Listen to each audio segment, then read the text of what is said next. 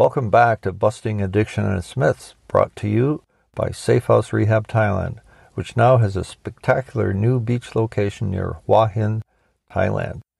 Our goal, from beginning to end, is to give you and your loved one the very best chance of a complete recovery.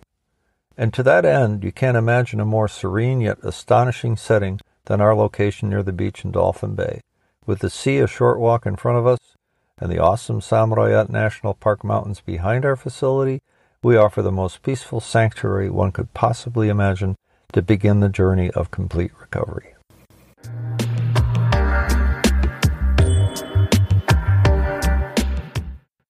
Their brains are different now. When you are talking to a full-blown alcoholic or addict, or one who is both, and the list of cross-addicted people is growing, you might not be too surprised to learn that they speak an entirely different language than you do. An example, an addict is confronted by his mom who says that he has a big problem. The addict doesn't hear that. He thinks to himself that his mom is the problem because she stands in the way of him getting more dope. When an addict or alcoholic does something that is reasonable, don't get your hopes up. It's more likely than not to be a coincidence, for every once in a while he does make a good decision. Every once in a while he has a good day. After I sobered up, I used to say when I was drinking, every once in a while I had a good day. Now that I'm sober, every once in a while I have a bad day. Not that I drink over it either. The brains of alcoholics and addicts, when they get to that stage, have changed and will never entirely be the same. For example, the NIAAA, National Institute on Alcohol Abuse and Alcoholism, says that, quote, the plasticity, the ability to change of the human brain contributes to both the development of and recovery from alcohol use disorder, or AUD. Alcohol produces chemical imbalances in specific neural circuits and can be neurotoxic, that is, poisonous to the brain. In short, alcohol use changes the brain in profound ways. That, given repeated use, makes some of these changes permanent, despite the recovery of most normal functions. And now a word about drug abuse. According to NIDA, National Institute on Drug Abuse, brain changes that occur over time with drug use challenge an addicted person's self-control and interfere with their ability to resist urges to take drugs. That is why drug addiction is also a relapsing disease. Here, too, the brain is changed with repeated drug abuse and makes the abuser unable to resist the urges to use or to control his or her behavior. Drug abusers go on to do things they would never do were they clean and sober. Lie, cheat, steal, drive drunk and high, endangering the lives of others and themselves, and making their families' lives a living hell.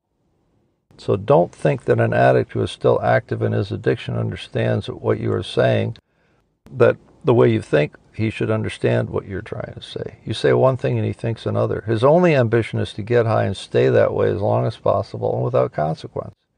Drugs trigger the reward system within the brain. When someone uses a substance like marijuana, opioids, cocaine, or other drugs, their brain releases lots of dopamine. This process tells the brain that this is a behavior that should be remembered and repeated. The research shows that large doses of dopamine teach the brain to seek drugs at the expense of other healthier goals and activities.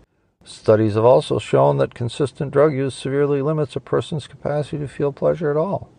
Therefore, the brain's reward center is less receptive to pleasure and enjoyment from drugs as well as from everyday sources like relationships or activities that a person once enjoyed. So, active addicts, those who are still abusing drugs, are constantly depressed and lethargic because their brains have been radically altered away from living and enjoying life to seeking out the next, even less satisfying hit than the one before. When someone is addicted, they're not using drugs to feel good, they're using drugs to feel normal. Addiction also creates cravings. These cravings can be painful, constant, and distracting. What's more, withdrawal from substances is a painful whole-body experience. Once someone is addicted, responding to cravings and avoiding withdrawal become their most important needs. That's why, in most cases, when an addict enters treatment, he goes into a detox phase, which helps the addict withdraw with the use of carefully administered medication that will allow him to ease out of his chemically induced state. Then and only then is he in a position to start his journey of recovery.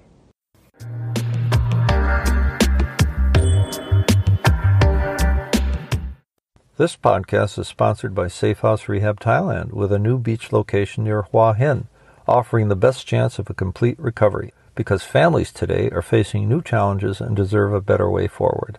all in the warm embrace of our staff and our welcoming environment, unsurpassed anywhere in Thailand.